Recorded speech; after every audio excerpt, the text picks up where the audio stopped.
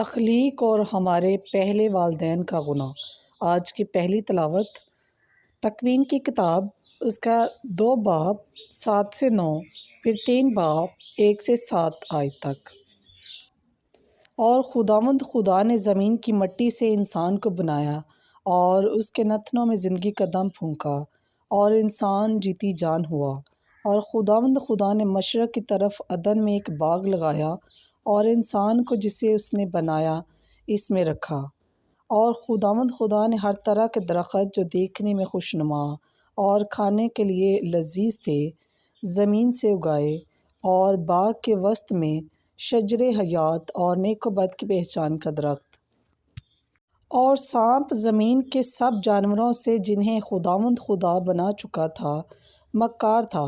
اس نے عورت سے کہا، کیا در حقیقت خدا نے تمہیں حکم دیا ہے کہ تم باغ کے کسی درخت کا پھل نہ کھانا؟ اور عورت نے سانپ سے کہا کہ باغ کے ہر درخت کا پھل ہم کھاتے تو ہیں، مگر جو درخت باغ کے درمیان ہے خدا نے صرف اس کی بابت حکم دیا ہے کہ پھل نہ کھانا اور نہ چھونا، ورنہ مر جاؤ گے۔ تب سانپ نے عورت سے کہا، تم ہرگز نہ مرو گے، بلکہ خدا جانتا ہے کہ جس دن تم اسے کھاؤ گے تمہاری آنکھیں کھل جائیں گی اور تم خدا کی مانند نیک و بد کے جاننے والے بن جاؤ گے۔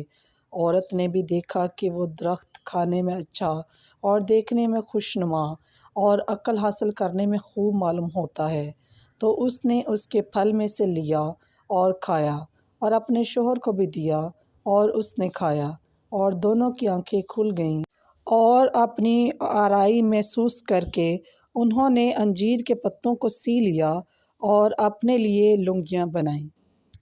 پس پاک کلام کے پڑھے اور سنے جانے پر خداوند کی خاص برکت ہو۔ خداوند کا شکر ہو۔